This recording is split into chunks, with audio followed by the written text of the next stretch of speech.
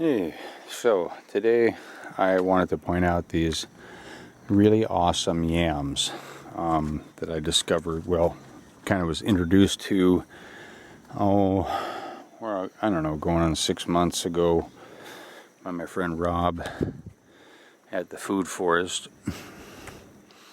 And just to give you an idea of how big these things can get, these are aerial yams. These are not, you don't have to dig these up.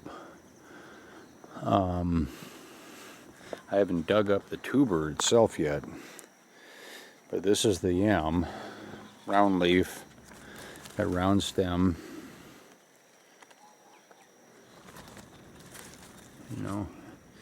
and this is an example of how some of these things start to form on the tree. And so usually when they're green or small, they're still, relatively small, or they show a hue of green to them like that one does there. When they're ready to come off, they just come off. They'll pop right up in your hand, or they'll be sitting on the ground at the base of the plant. So you kind of don't want too much, say, debris where it could get lost, or you might just find them coming up later. So far they take about, 4 months maybe. I don't know if it's a seasonal thing or what, to gestate. Just sitting topsoil style, like you want to just kind of put them half in the earth, and these guys are flowering. Little flowers.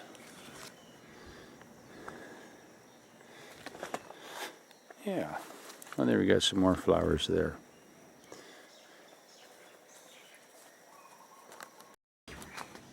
Now, over here I have some of the other ones, smaller ones, that I've put in pots. I have all of them sitting surface, for the most part, pretty surface. And my last ones put a root down before I even saw a green top come up. So sometimes you can kind of just nudge them a little in the pot, and you'll know that they're starting to grow before they've even actually shown growth.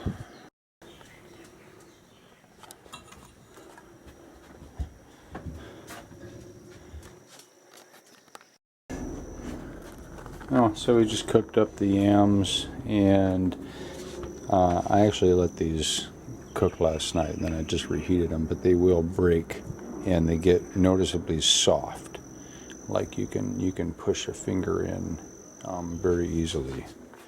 I'm going to go ahead and peel them now. You pretty much just peel like any sweet potato. There's a skin underneath there, peels right off, and a little subcutaneous skin, and then you got the rest of it's good.